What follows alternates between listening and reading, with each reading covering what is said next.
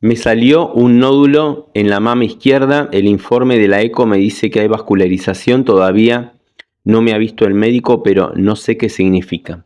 Bueno, cuando te dicen en un informe o en la ecografía sale que ese nódulo en la mama izquierda tiene una vascularización, lo primero que hay que aclarar, y esto es clave, es que ese dato solo significa que hay un flujo de sangre dentro o fuera del nódulo, alrededor del nódulo. O sea que en ese tejido hay una actividad celular, está irrigado, pero la vascularización por sí misma no nos orienta en cuanto a si ese nódulo corresponde a un programa glandular o a un programa del tipo ductal, ¿sí? Ni tampoco nos dice en qué fase del programa biológico estás. Por eso necesitamos integrar este dato con lo que está pasando en tu cuerpo, ¿sí? Y tenemos que comprender que cuando hablamos de la mama, existen dos programas o dos posibilidades, ¿m? Y entender los síntomas de cada uno de estos programas te pueden ayudar a ubicarte mejor y a que comprendas qué es lo que está pasando, ¿sí? Y salgas del miedo.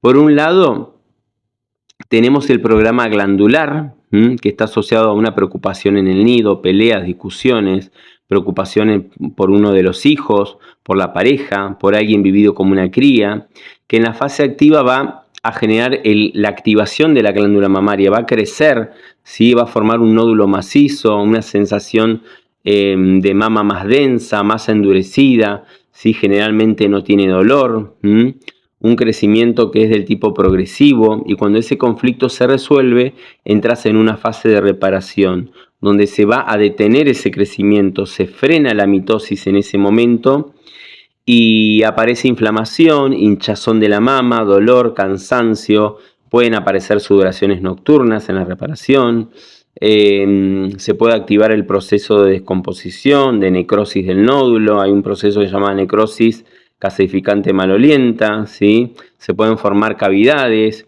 y todo esto puede estar acompañado de la inflamación, digamos, ganglionar, ¿sí? En cambio, cuando hablamos de un programa ductal, está asociado a un conflicto de separación, muchas veces también ligado a la separación de un hijo o de un vínculo muy cercano.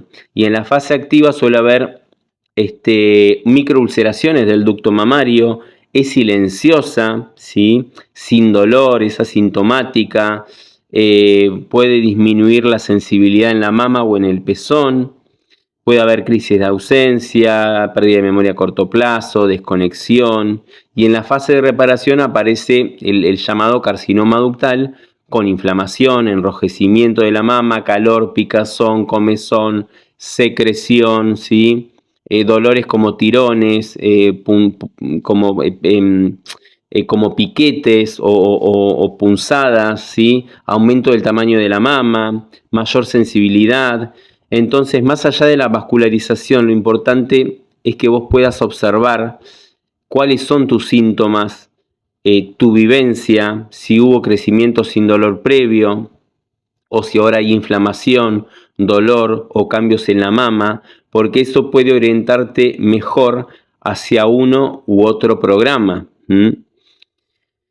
En tu caso, ¿sí? Al ser la mama izquierda, teniendo en cuenta de que, o en el caso de que seas diestra, esto se asocia a un conflicto relacionado con un hijo o con la madre, ¿sí? Por lo cual vas a tener que revisar si viviste una preocupación profunda o una separación, ¿sí? En ese vínculo, y eso va a poder ayudarte a encontrar el sentido biológico de lo que estás atravesando, ¿sí?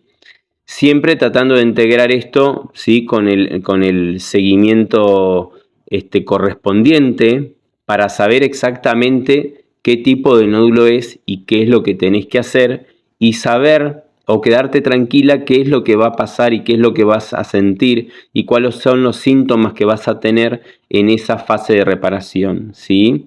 Y es importante que sepas cuál fue el conflicto biológico, el DHS, que identifique los rieles. Los rieles son todas aquellas cosas que nosotros mediante los 5 sentidos podemos asociar o conectar con el evento desencadenante, que no estés recayendo en el conflicto, ¿sí? Para que vos puedas cursar todo tu programa puedas terminar tu fase de reparación y seguir con tu vida normal. ¿Está?